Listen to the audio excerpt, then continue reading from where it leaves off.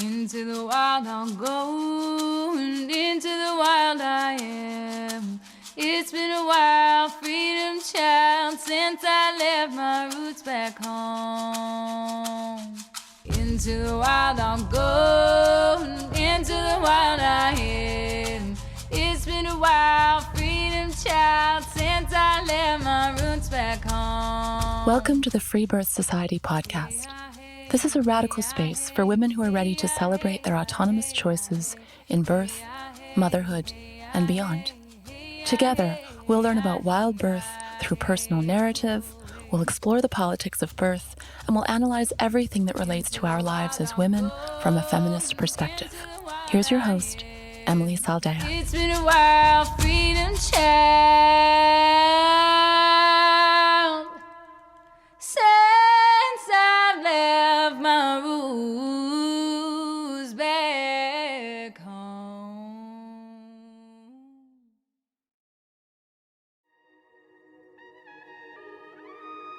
What if I told you that there was an underground, global community of badass women, all swapping wisdom, witnessing and supporting each other in total reverence, and birthing their babes entirely outside of the medical system?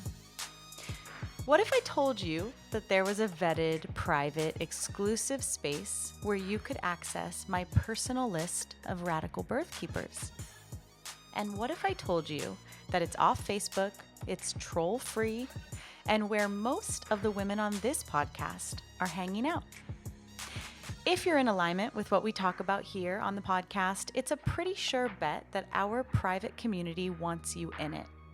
We have 11 monthly circles and workshops virtually, and also have a member directory so that you can find women in your local community too. And this isn't just for mothers. This is for the wild-hearted, radical woman who is interested in consciousness raising, questioning the systems that harm us, living sovereign, holistic lifestyles, and wants to create community to guide our way back to healed sisterhood. Go to freebirthsociety.com and apply today. I'll see you in there.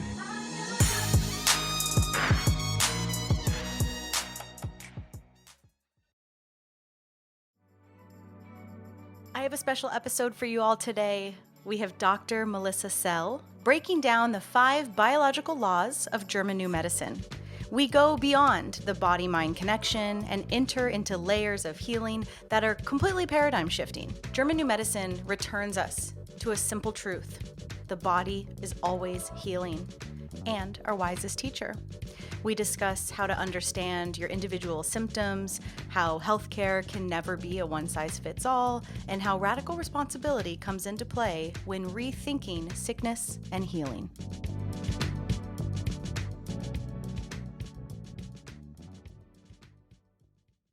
Welcome.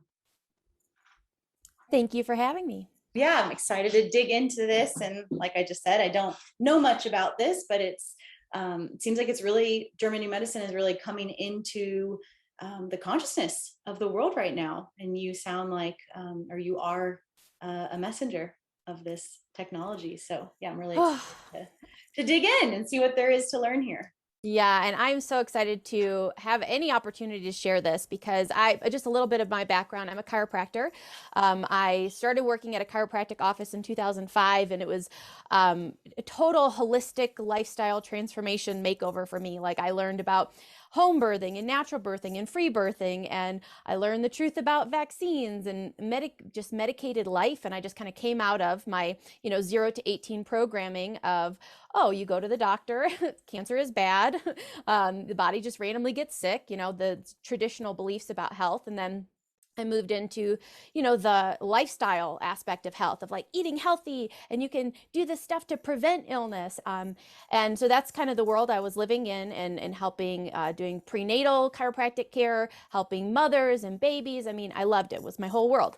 And a few years ago, I came across, my partner and I, we started getting more into mindset and meditation. So in addition to, eat right and exercise and get adjusted and all the like healthy lifestyle stuff, we really got into like the stuff going on in the mind, because you can do all the right things on the physical level. And I was an example of that. I was like the healthiest eater and exercise and supplements and all the things, but I still had emotional stuff.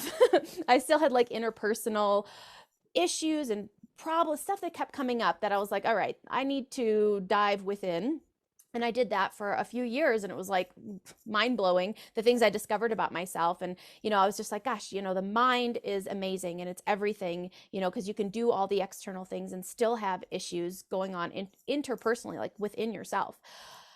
And then in 2017, I was actually researching magnesium supplementation because, like I said, I was really into teaching people about health, and supplementation was one of those things. And the Dr.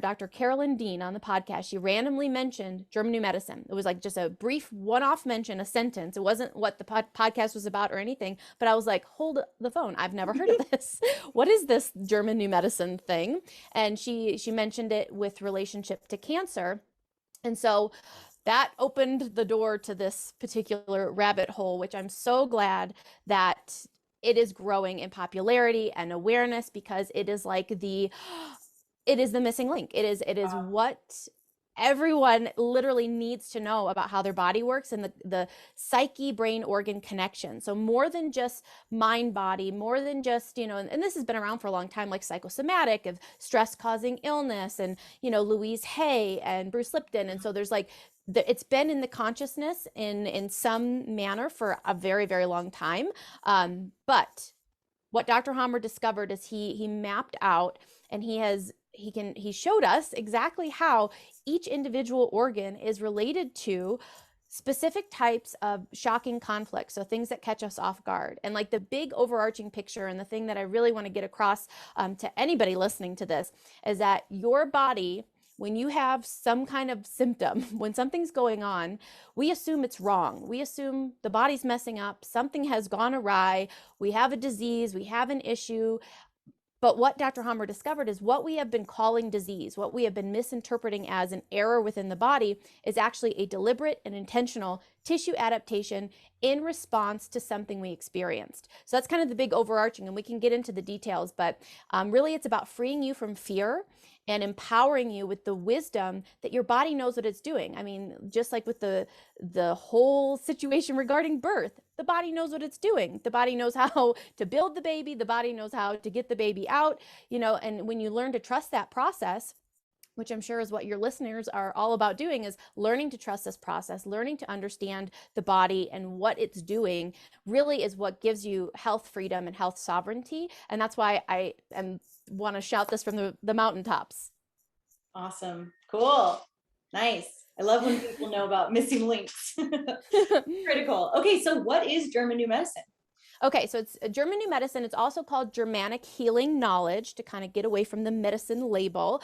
So Dr. Hammer, it was 1978, his son was accidentally shot, and he survived for 3 months, but ended up passing away, 17 years old. And so this was a tragic loss for Dr. Hammer. And 3 months after losing his son, he discovered he had a testicular cancer.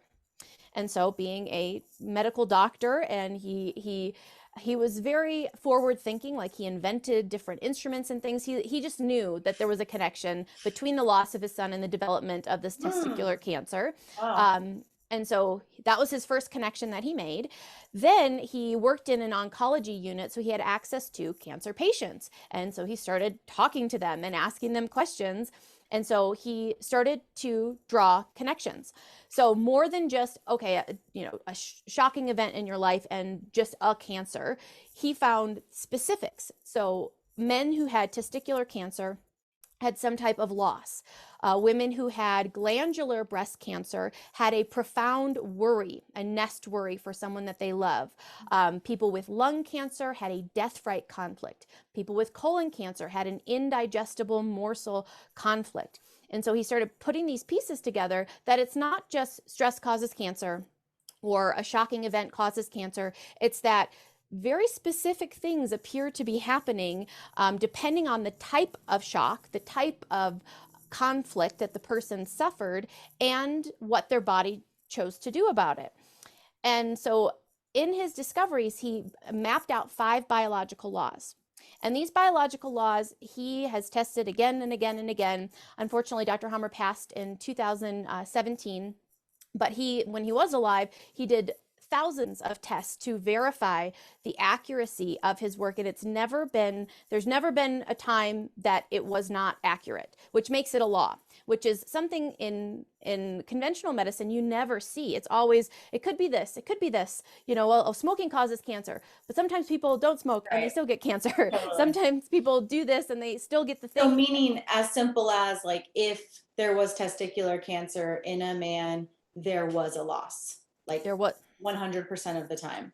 100% of the time there was a lost conflict. And so he took it another step and he started looking at CT brain scans, which was new technology in the 80s, but he started analyzing the brain because he's like, okay, if something happened in a person's life and something's happening in an organ, there's got to be a relay within the brain. I mean, that just makes sense because the brain is the master control center.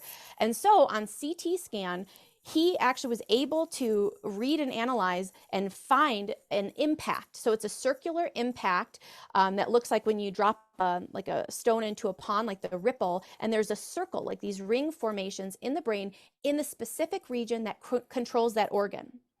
So the psyche brain organ, that's the first biological law. So something happens to you. So our psyche is not just the mind. The psyche is like your whole sensory apparatus, like everything that's detecting all the things going on right now. And so when you are just kind of going around, living life, your body is detecting what's going on. And when you are caught off guard.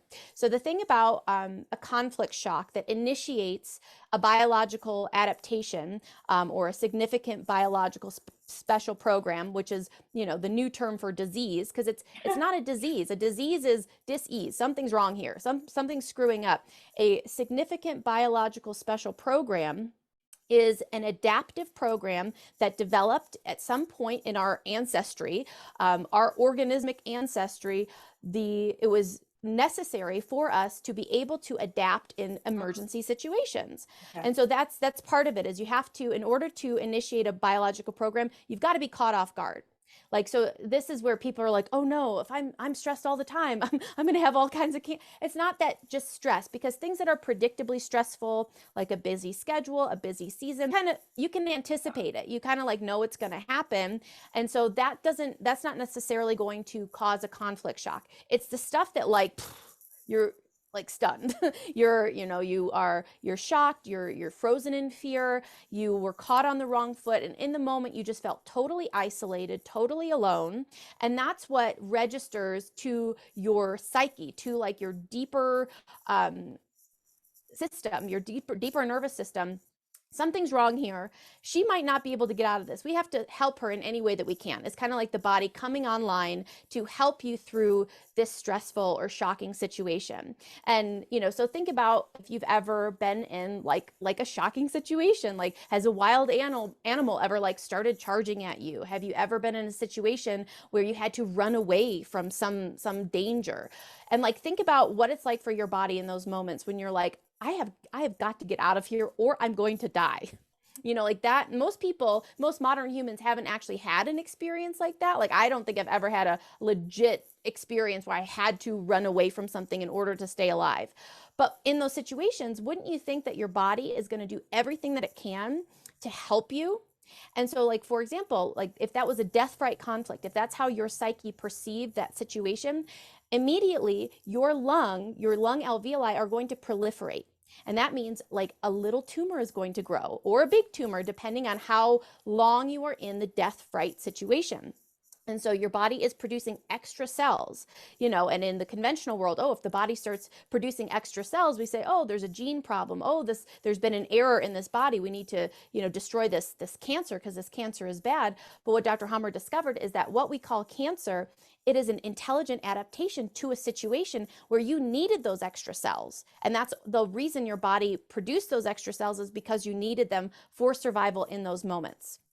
So the shorter amount of time that you're in that, the less it would need. So if you're in some sort of chronic state of that, whatever that could look like. I'm thinking about, I ran away from an abuser one time, like physically ran away from my abusive boyfriend into the snow with no jacket and ran all the way to someone's house, like miles away. But I don't think I got a tumor. Did you have any symptoms afterwards? Did you have like a cough?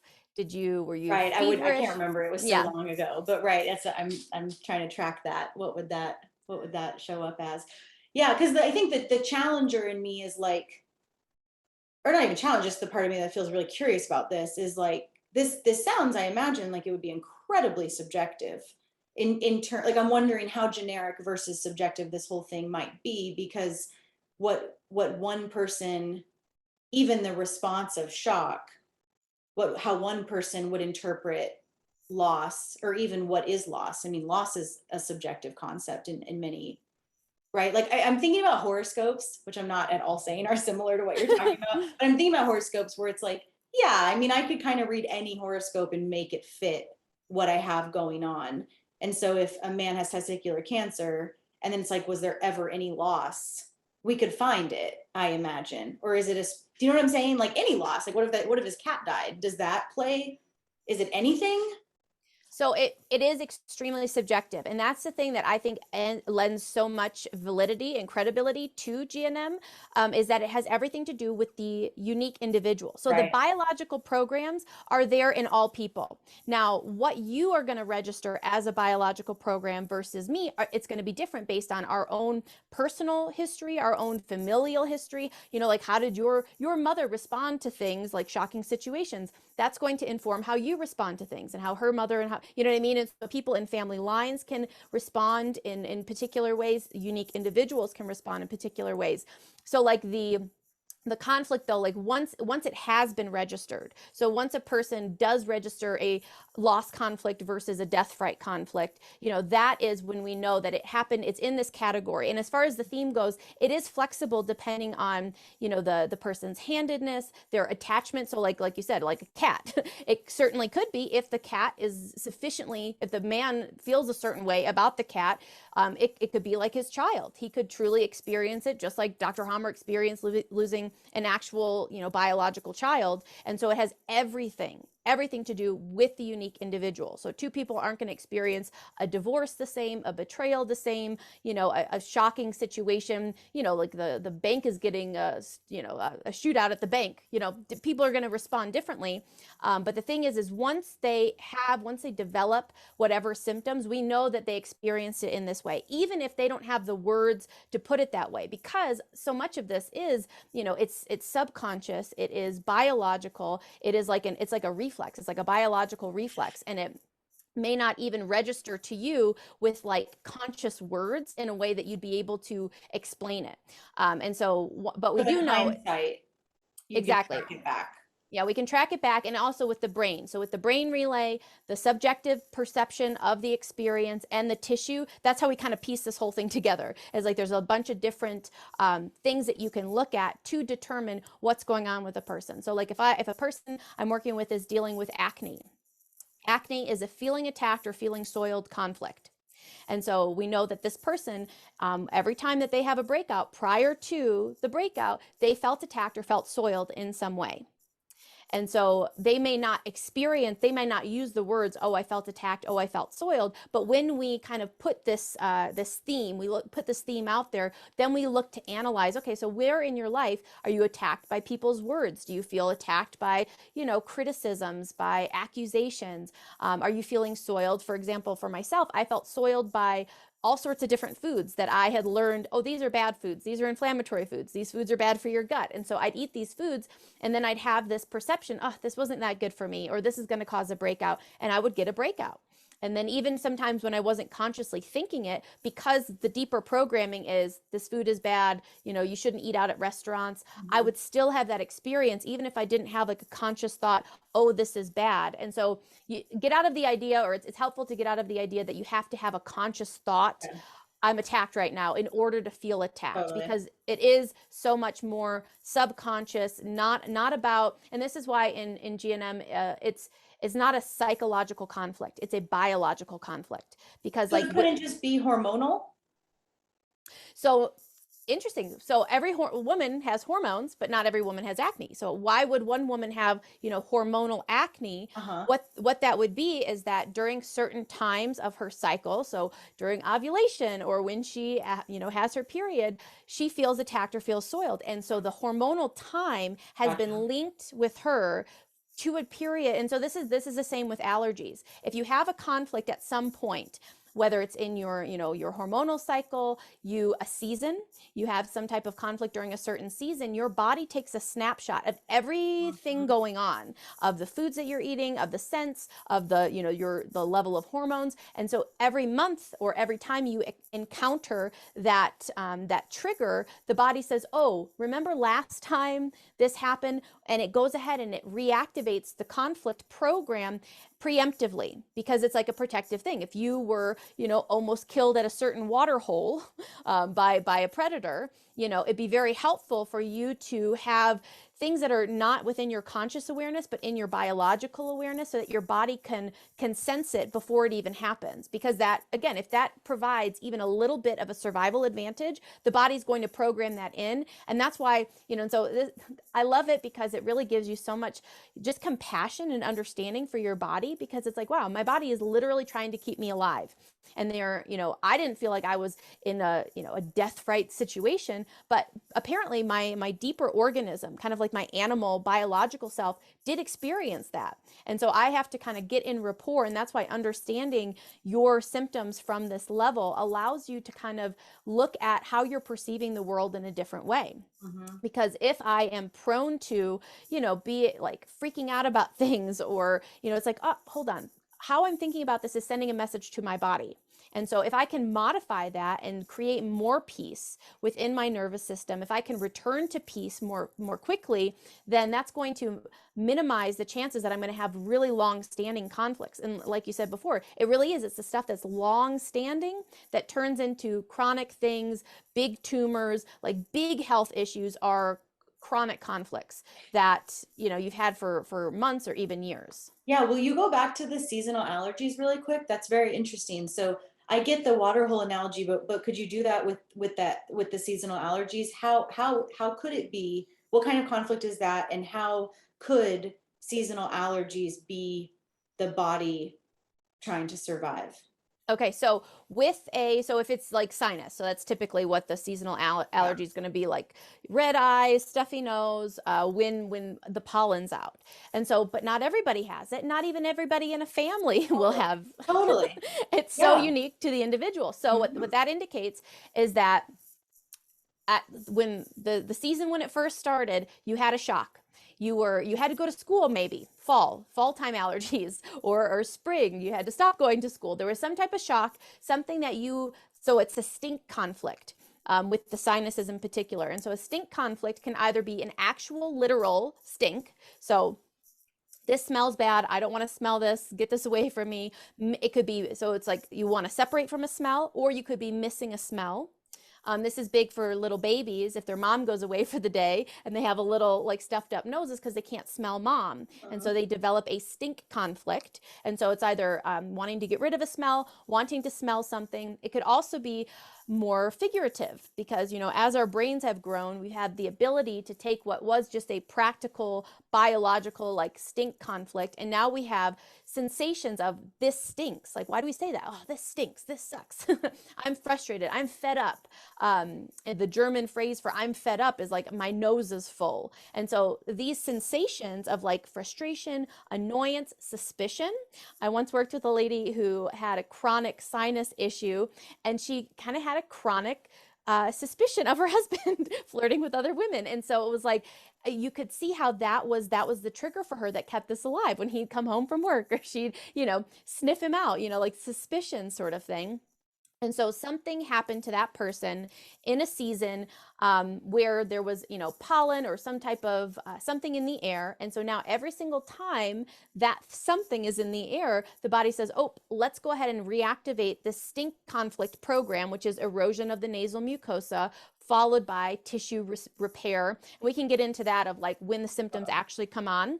But yeah, and so now every spring, every fall, whenever this thing is out, the body reactivates the stink conflict. The stink conflict. Wow, that's wild. So how many conflicts are there? A lot, hundreds. Oh, There are a okay, lot of, gotcha, yeah, gotcha. yeah. And so you were defining or describing the, was it 5 laws? Yes, the 5 biological laws. So we We can didn't kind of, get through all those, did we? no, we didn't. Okay. Yeah, so the first one, it was the psyche brain organ connection. Uh-huh. So this is the moment you're caught off guard. It's like all at once, it's simultaneous. So it's not like psyche brain organ, it's all at once. Your nervous system picks up, there's something going on, and in that split second, that's when the particular biological program that's going to be activated is decided upon. And so this is just something that your nervous system knows. Okay, she needs a thicker uterine lining. She needs more breast gland cells. She needs to erode. One of my first examples of this after learning GNM was a can't swallow conflict. I was eating something with family and I took a bite of it and I didn't like it, but I was in a group of people. So I just swallowed it down and I had 2 bites of it, and my throat right after I had my throat started burning, and then I had like strep throat symptoms, swollen throat, drainage, coughing, scratchy throat, because in those moments my body eroded the lining of my esophagus. It made it wider so I could either spit out or choke down the morsel that I didn't want to swallow. And so I had this conflict. And then my body, what happens is, so there's erosion during the active conflict for certain biological programs like this one I'm describing. So there's widening. And you can see how functional that is. Clearly, I'm conflicted about something going down my throat. And my body's like, okay, so either she needs to get this down more easily or it needs to come up. And so the body widens the esophagus, the upper 2/3. And so there's a widening. And then once it's widened and the conflict is over, now the body has to repair. And so when the body repairs, that's when there's inflammation. That's when there's swelling. That's when I have symptoms. That's when I feel like I'm sick. That's when I want to go run to the doctor and take something because I'm symptomatic. But you can see that the symptom is simply the repair process of the shock that I experienced. What I put my body through in that moment, my body had to adapt to it as best it could for my survival. And now, here I am, poor me, I feel punished by this sore throat and the scratchy throat, but it was because of something that I did. Think about a child. I talk to people who will, give me their whole like personal history, and they'll say, oh, when I was a kid, I had chronic sore throats. I had chronic sinus problems. One of the people that I worked with that said they had chronic sore throats, their family was like a eat everything on your plate kind of, so they had to, force it down, just like this example of like having to force down food. I don't want to swallow this. I can't swallow this. I want to spit this out. Chronic sore throat makes perfect sense. The body's just adapting to that experience every single time that you have it. And so psyche brain organ, the body, you perceive it. There's immediately an impact in the brain, in the region that controls that particular organ. There's adaptations on the organ level. And then we can move into the second biological law, which is the law of 2 phases. So the law of 2 phases helps us to understand what's happening in our bodies when we are having a conflict shock. So we have our normal day-night rhythm. So during the day, the body is more sympathetic active. So that's the fight or flight nervous system. That's when you're going out and you're hunting and you're, gathering and you're doing life. And then in the evening, when you return home around 5 or 6 p.m., the body shifts into parasympathetic or vagatonia, and that's rest and digest. And so that's the normal day-night rhythm. Now, the moment that we have a conflict shock, the moment that you're caught off guard by this thing that you weren't prepared for, the body shifts into heightened sympathetic activity. Fight or flight. Everybody knows that. This is when I can't sleep at night. There's something constantly on my mind. I'm not eating. I'm not digesting very well. My hands are cold. And so you're preoccupied with the conflict. And that's part of the program. That's part of, the therapy in and of itself is your body is keeping you awake so you can resolve this conflict. Figure it out. Like, what do you need to do? What do you need to, get rid of? Where do you need to go? How do you need to resolve this conflict? And that's why, so if a person is waking up typically at 3 a.m., 2, 3 a.m., if you are like wide awake and your mind's just going, it's because you have an unresolved conflict and your body has woken you up when everything's quiet so you can figure this thing out and you can resolve it and move past it. So during the conflict active phase, this is when an adaptation is taking place. And so there are 3 things that happen as far as tissue adaptation goes. In the example that I gave, there's tissue loss for some. For others, there's tissue growth. So for the example of like the lung tumor, that's a tissue growth during conflict activity. For the esophagus, that was tissue loss. And so it really just depends on, and that's in the third biological law, which level of organ tissue it's attached to. So we've got like, an embryo. When it is forming, we have these basic tissue types from which all of our organs and cells and tissues are formed. So there's functionally 4 different layers, but there's actually 3. There's the endoderm, the mesoderm, and the ectoderm. The endoderm is the oldest tissue in the body. And so this is controlled from the brainstem, which is the oldest portion of the brain. And so those tissues respond with tissue proliferation during conflict activity. And so we need more of this tissue. We need more. So this is like glandular tissue, like the thyroid, for example. And so like the thyroid, that responds to a conflict of feeling too slow to catch a morsel.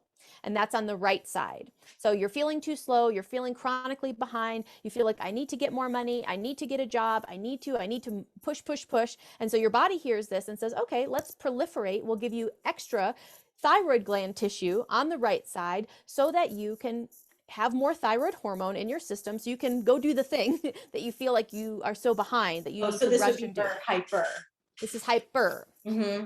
And so really all instances of hypothyroidism are preceded by a phase of hyper. And that's actually, and so if you've ever dealt or know anybody who's dealt with hypothyroidism, there was a period of time in your life where you had hyper, whether you were aware of it or not. Interesting. And so with the gland, yeah, so that's well, who hasn't gone through I need to speed it up. Yep. Right. And so and that's what happens. But it's when it becomes chronic. So you may have a phase, and I know I've gone through phases of like I'm hyperthyroid right now because I am feeling rushed, I'm feeling behind, I was caught off guard by something. I know it. And then, you go through there's like a swing back, so when you're in conflict activity, your body is adapting, you're rush, go, let me do the thing. And then when your body, when you shift out of it, when you resolve the conflict, your situation changes, you've changed your perspective, something's different, you're at ease. And then your body has to set you back to normal, so when you're in the conflict activity, and that's the thing is the intensity and the duration of the conflict. So how long were you really stressed out about that thing? How long were you pushing and wondering, oh, am I going to have enough for this rent payment? Am I going to be able to get this thing in time? Am I going to be able to do it? I'm rushing. So that's going to depend how much tissue is adapted. Then once you resolve it, that's the turning point. So you're conflict active the whole time, that's heightened sympathetic, and then there's a resolution point. This is the relief. When you get to that relief point, so that stress is over, that worry is over, but now this is when the symptoms come on. This is when you get fatigued. This is when you're feverish. This is when you can't get out of bed, you're exhausted, and then whatever particular symptoms that go along with your biological program, they become active. So there's always going to be swelling in the brain. So anytime you have a headache is a healing phase. There's always going to be swelling on the organ level. So if you have tenderness somewhere on your body, that part of your body is in healing. All healing happens in a fluid environment. So when you're in this inflamed, red, itchy, headachy, all of those symptoms, healing.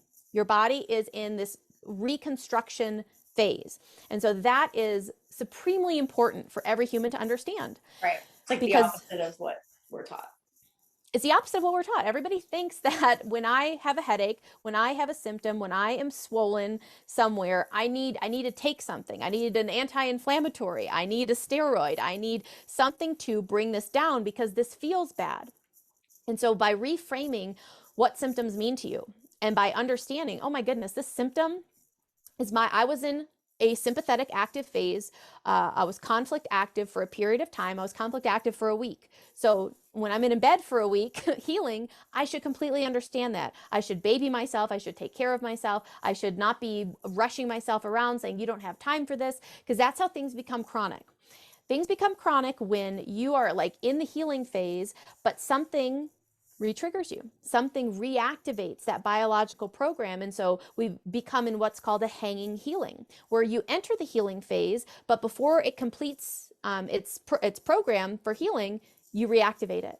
And then you go through the same thing. And so people who have like flare-ups of things, people who are chronically ill, it's because they either have not resolved their conflict or they've resolved it and it keeps getting reactivated via triggers. Those are the things like we talked about, like with the season. Something keeps re-triggering you, keeps reactivating this conflict in your life.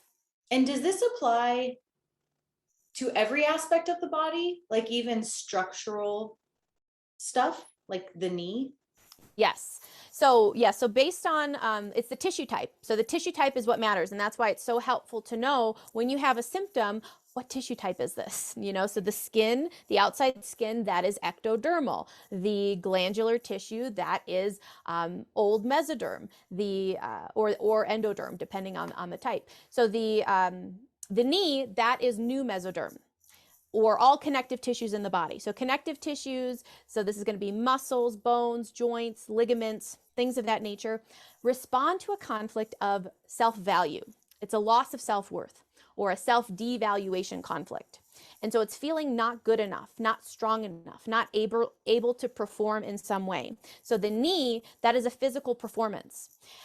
And what can happen is that a person can have an injury. You know, let's say you have an injury years ago, and then you have kind of this, I have a bad knee programmed into your head. Oh, yeah. And so every time you repeat the I have a bad knee, that can be a trigger, a reminder of to your body, my knee's not strong enough, it's not good enough, it's not able to perform.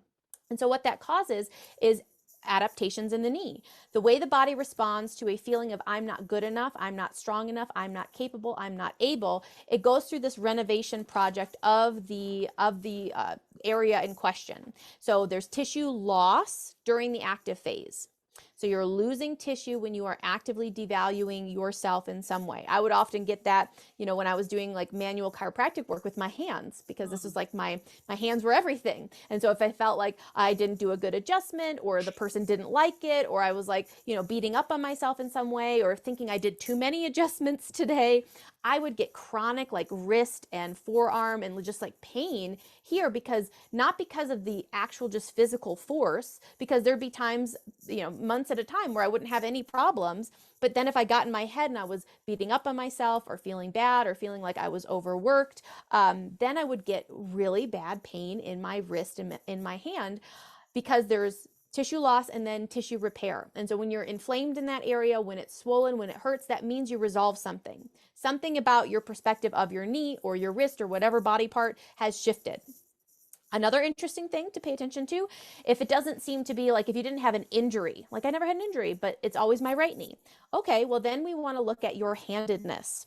And so your handedness is the first. So when you were just a wee, just a sperm and an egg, and everything came together and you had your first cell division, your laterality was determined.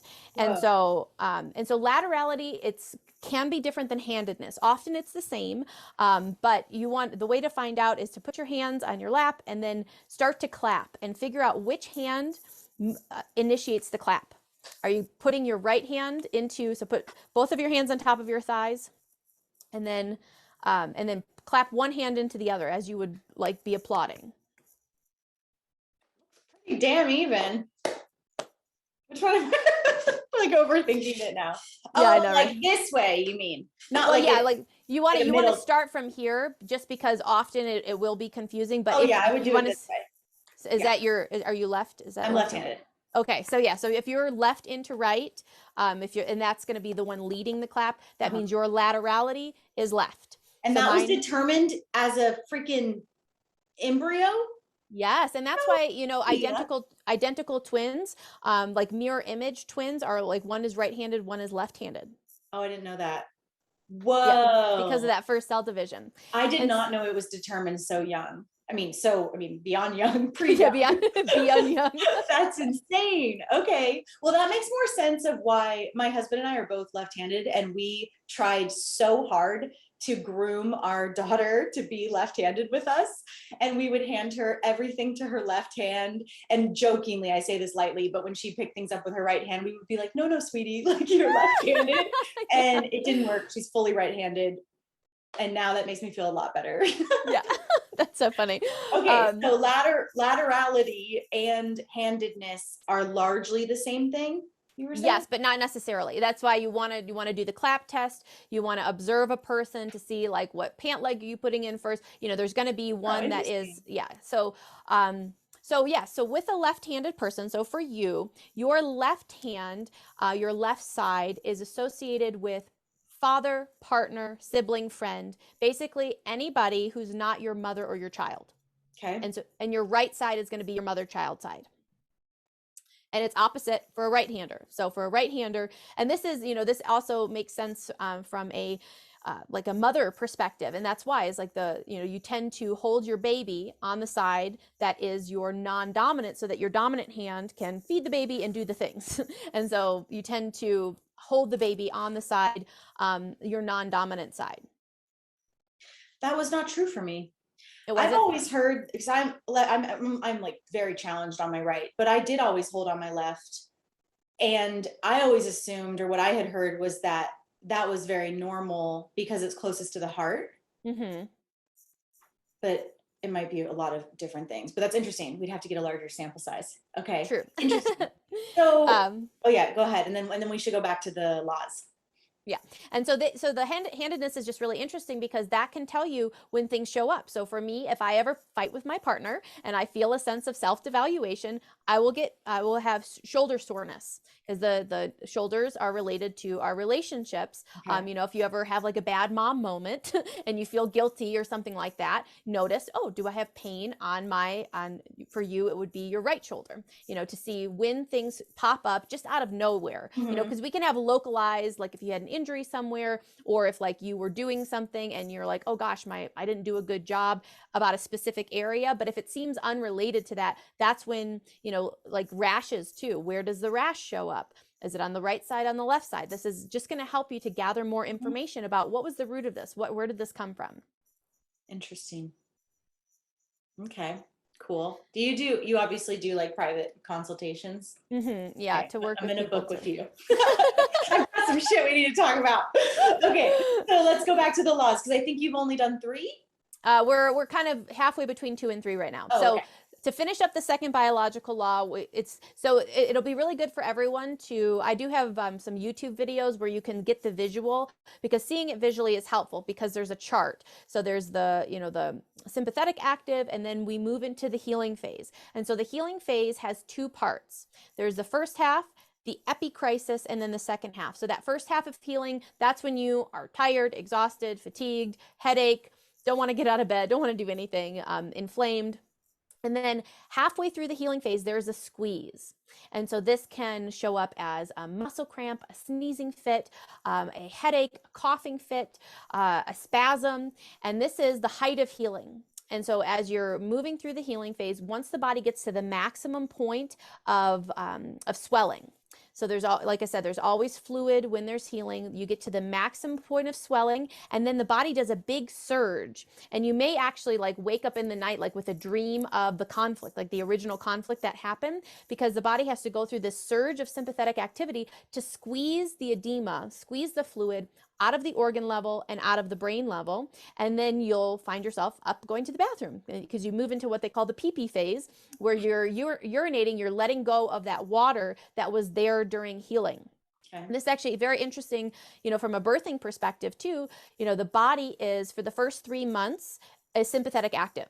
So the first trimester, the body is sympathetic active. That's why, miscarriages tend to happen, within that first 3 months. And then when the last 6 months, that's when the body is more parasympathetic. And so the body is parasympathetic, and then the birth is like the big squeeze.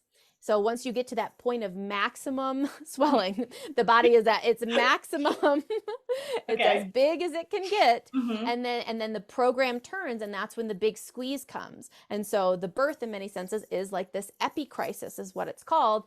But we also have, anytime you hear someone sneezes, that was a little epicrisis. They had a stink conflict, and it's actually kind of fun to pick out, like, or to, when you or your friends or family have a sneeze, it's like, oh, you can tell just a couple minutes ago they were annoyed with me. They were, oh, no way. Okay, I'm gonna pay attention now. They were frustrated with something that happened, and then you get like 1 sneeze, 2 sneeze, maybe like you have a full-on sneezing fit. It's because that just represents how intense that stink conflict was for them.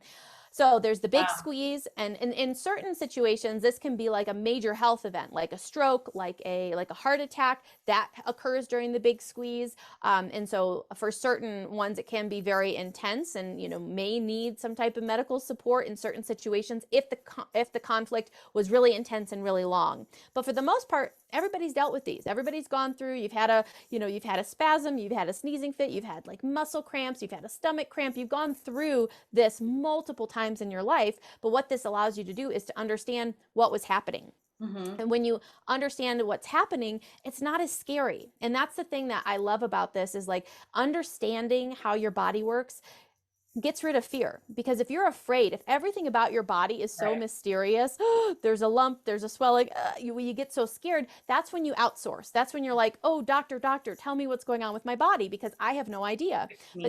But this like puts the tools in your hand to understand, this is how my body works. I understand, I experienced this conflict. Nobody else did. You're the only one who knows your conflicts. You're the only one who can resolve your conflicts. Nobody can do it for you, which is why this like individual sovereign medicine of the body is so important for everyone to understand, because this is all about you. And so that's the thing, is you have to empower yourself so that Yeah. it doesn't feel outside of your control. Because Mhm. when you know it, I know I'm because I've been working with this, I know when I'm doing it. I know when I'm in certain conflicts, and I know that it's going to, if I dwell on something for a long period of time, so something's on my mind, I could either resolve it right away, or I could sit on it and just be frustrated and be annoyed and be mad and blame and gripe about it in my mind. But I know that that is elongating the period of conflict, and I know that that's going to intensify whatever symptoms. Mhm. And so that's the Good law of, motivation. yeah, exactly. It's like, I know for the sake of my body, I'm going to Right. resolve this right away. I could hold on to it. I could hold a grudge. I could stay mad, or I could shift out of it and use all of my resources to resolve this and feel better for the sake of my organs. Right. Because Totally. I don't Yeah. want a big symptom.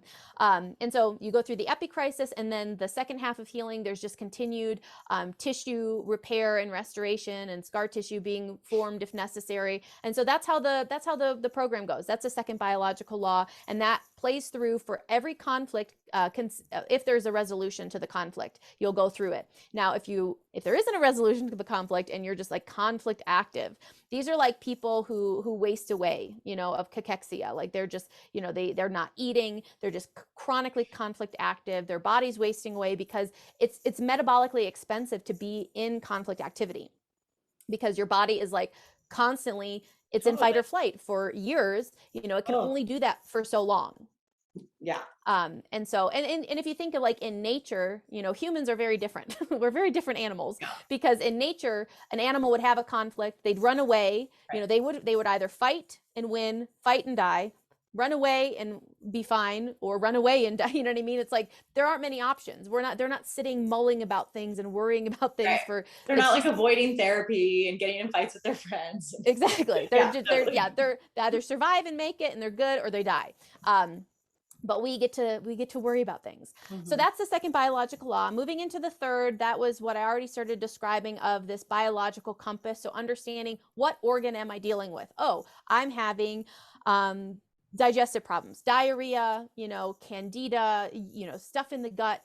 That's an indigestible morsel conflict. It's an old brain conflict, so it's controlled by the brain stem. So if we did a CT scan and you've had chronic gut issues, there's going to be an impact in your brain stem, in the control center for whatever area of the colon is affected for you.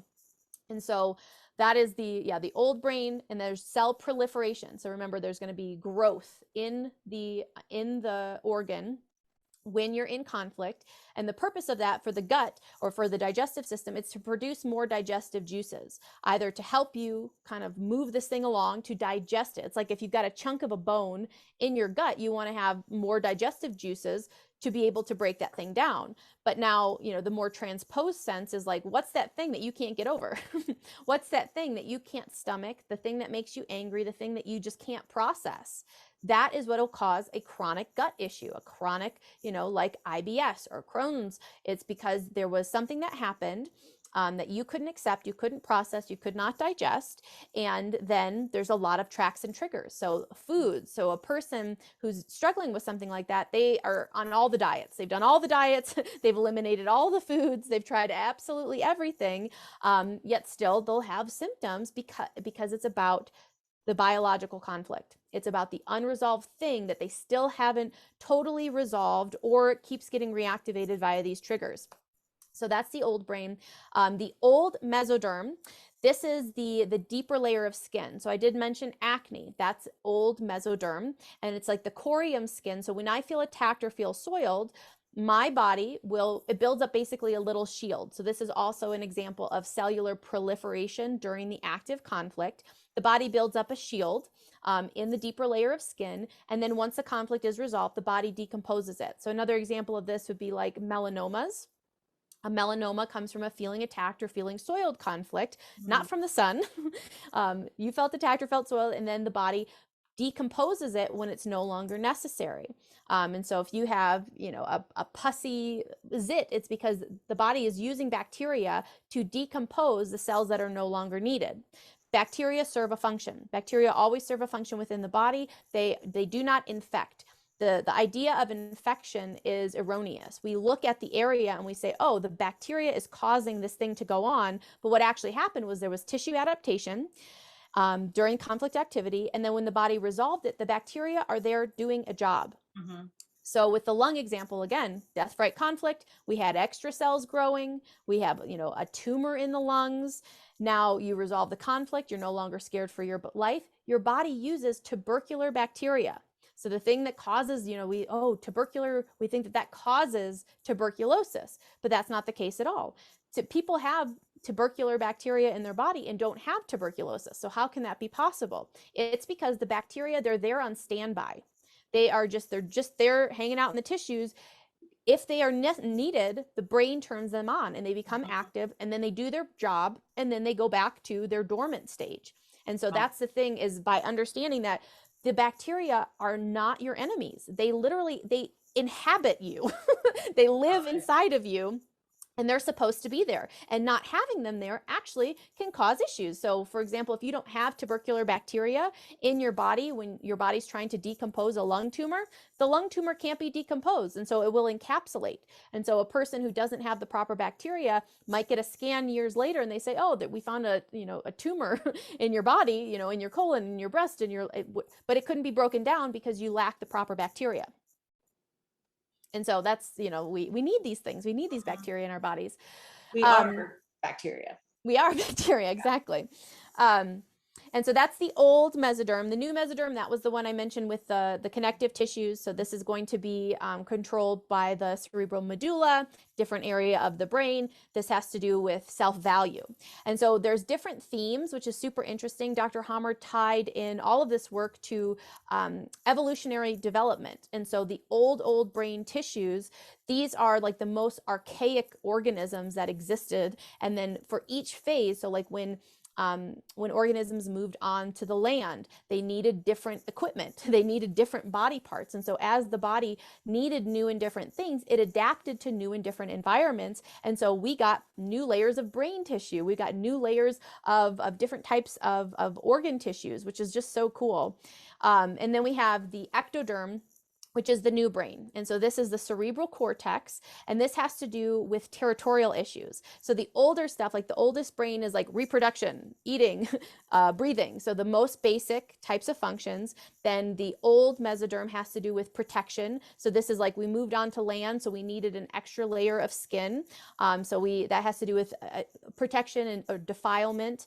And then we have the new mesoderm, which has to do with self-value and self-structure. Those are the bones, the things that give us structure. And then we have the newest area, which is social. So this is like social interactions, my territory, like archaic organisms aren't worried about territory. They're not thinking about anything. They're just thinking about reproducing. But as we've grown and as our brains have grown, we've added on all of these different functions. And so this has to do with territorial issues, sexual issues, the separation, that all is controlled from the newest part of the brain, which is the cerebral cortex. And so that's the third biological law. That's just so you understand, what tissue am I dealing with? How does this tissue behave when in conflict? And what area of the brain controls it? Then the fourth biological law, I hinted to it just a moment ago, it is the ontogenetic system of microbes. And so this is, microbes are our friends. Bacteria and fungus, they are in the body to do a job. And that job is to decompose tissues when they are no longer necessary, or help to reconstruct. So for example, a bacteria like Staphylococcus helps to build back up bone tissue after it's been degraded during an active conflict. And so they're doing something, and to attempt to, it's just so short-sighted. It's so like narrow to look at what is an effect, and we say, oh, that's the cause, because we're not looking at the big picture of the body of why though. Why is there a pussy inflammatory something going on here? You know, why am I trying to, stop this whole process instead of more deeply understanding why is it actually happening? And so by missing that context, you throw the baby out with the bathwater, you clear the body, you take the antibiotic. Right. Yes, you become, and that's the thing. A person's like, I took the antibiotic and I felt better. Well, what you did was you stopped the healing process. You stopped the tissue repair that was going on in the body. And you also, got rid of all of your bacteria. Now, if you've done stuff like that, feeling bad about it is not the way to go. It just is what it is. And, you just know better for moving forward. With all of this information, a lot of times people will, especially when they learn about, stuff with their kids and conflicts with their kids or conflicts during pregnancy. And then they, the temptation to go into guilt and, oh my gosh, I didn't know any better. How could I have done this? Let it be okay. Going into guilt isn't serving you.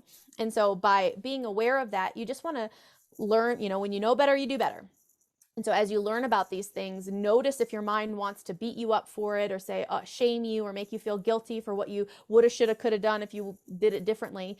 And just let it be okay as you learn this stuff. So if you've taken antibiotics, if you've done stuff in the past where, you come to regret it, just let it be okay and move forward with the information that you have. And the fifth biological law, it's the law of the quintessence. And so this is basically this big overarching, there's nothing diseased or malignant in the body. To say that is that's like saying there's something evil in nature. There's no evil in nature. There's no wrongness in the body. The body, all of these programs, they have a meaning, they have a purpose, they're significant.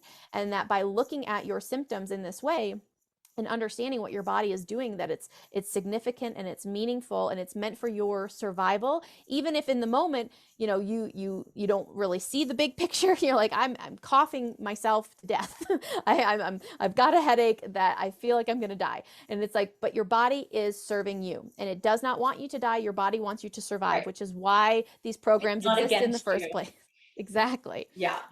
So those are the 5 biological laws. And, it's just such a rich, deep, integrated science of the body. And and for me, in my few years of working with it, I've never seen it be inaccurate. It's always spot on, always spot on. The person has the symptom, they had the conflict. It might take a little digging. It might take a little, figuring it out to get to you were it. saying it might be unconscious. So you would just basically have to be willing to try it on as true, even if you can't put like a specific story to it, I imagine. Yes, totally. Yeah. And that's the thing, is it's totally provable by you. You don't have to take anybody's word for it. You just get to see. It's like, okay, well, next time I get a little sniffle, let me figure out what happened. Next time I love it. Like I'm so interested every single time a symptom happens. Like if you have a toothache, if you have a sore throat, if anything happens, a sty in your eye, it's like, oh, you get to learn how your body works every time a new symptom arises. Yeah, fun. Pandora's box. So, okay, before we close, I definitely want to touch on some pregnancy specific stuff. Like miscarriages is coming to my mind. How would that be classified? So there's not like a specific conflict for a miscarriage, but it can be a multitude of different conflicts. Like I said, during the first 3 months of pregnancy, that the body is in a sympathetic fight or flight kind of phase. They're trying to figure out, are we going to, close things up and actually, take this pregnancy to term? Yeah. And so if there's high stress, so that, that is a situation where stress, worries, concerns, if you are in high stress, that would be the first place that I would look at. So there, like I said, there's not a specific conflict that can cause a miscarriage. It can be a whole host of things. It could be an emotional, spiritual kind of thing of not being ready. Something that's very interesting on a pregnancy note is hyperemesis gravidarum is a conflict. So that's just that chronic sickness, like not just during the first few weeks of pregnancy, but the whole time you're sick and you're throwing up. That has to do with either an identity or a territorial anger type of conflict. For a female, often it's an identity conflict, and pregnancy, represents a huge kind of shift in identity. Often, also, if you had a difficult relationship with your mother, or you fear being a mother, or there's some kind of subconscious like rejection of the pregnancy because of the way in which it's shifting your identity, and that by working on that, I actually did work with a woman who had 2 pregnancies, and she had terrible sickness the whole time, and she had her 3rd baby just a couple of weeks ago actually, and it was better than ever because we got to some of the roots of what this identity conflict was about. What was she subconsciously rejecting about pregnancy? And so that there's a lot of hope for people. So when you get to these conflicts, you can change dramatically your experience. Totally. Yeah, because I feel like couldn't lots of miscarriage just be purely physiological?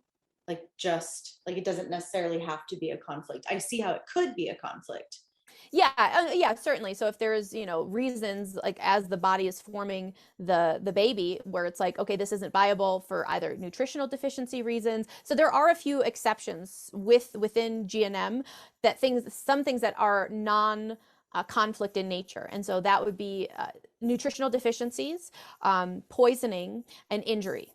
So any of those things, those would not be something that you're going to look for, scanning the brain and the conflict. Those are just purely kind of mechanical in nature. There's a poison, there's mechanical damage, or there is, you're missing something that you need.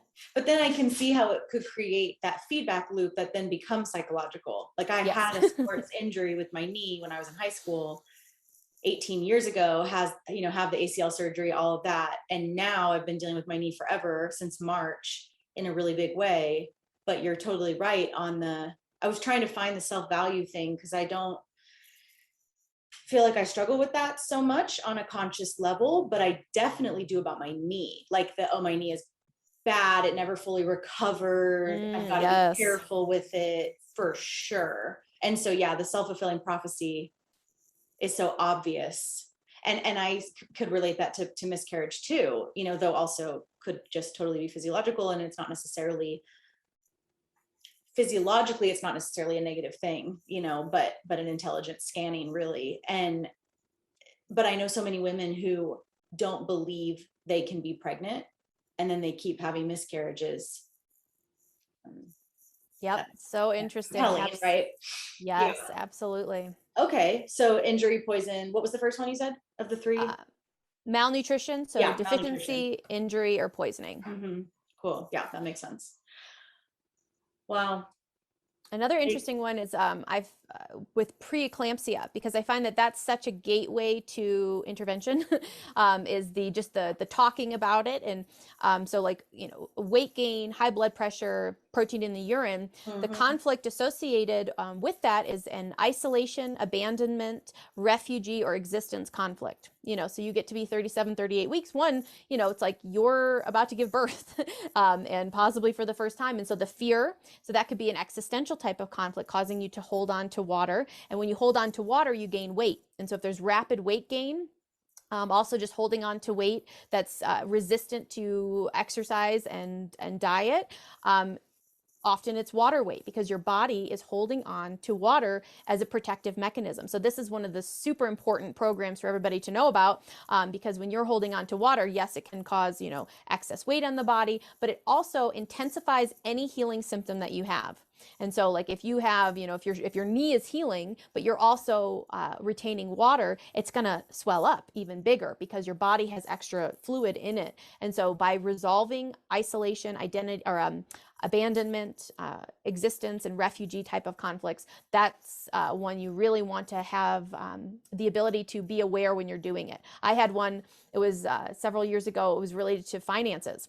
It was like a tax thing, and I was really worried about it. And I could tell that I was holding on to water, and I could just feel, just you'd feel like a weight around your midsection, and it's not like fat, it's definitely water. And then when I resolved it, I was up sweating. So when you have night sweats, night sweats are an indication that your body is breaking down an old brain type of tissue. And so when you have night sweats and then you get up and go to the bathroom a bunch of times, that's that urinary phase. I swear I lost like 5 pounds overnight when I resolved this conflict, because you pee it all out. Once you resolve it. And so night sweats are a good indication that you've resolved something like that. But yes, with preeclampsia, with their protein in the urine, that's also an indication of this kidney type of conflict from the kidney collecting tubules. And so by understanding that there's a reason that this is happening, rather than, oh, you're high risk, oh, this is a bad thing, you plant those seeds in people's minds, and that makes it even worse. The idea, and this is a thing too, is so if you have an idea that, oh, there's something wrong with my blood pressure, like that could become a fluid conflict, like with the body, and a fluid conflict affects the kidneys in a way that can create high blood pressure. And so, like you said, these self-fulfilling prophecies, when we get afraid of something, that fear in and of itself can be the thing that causes the symptom that we're afraid of. Well, you're like casting spells.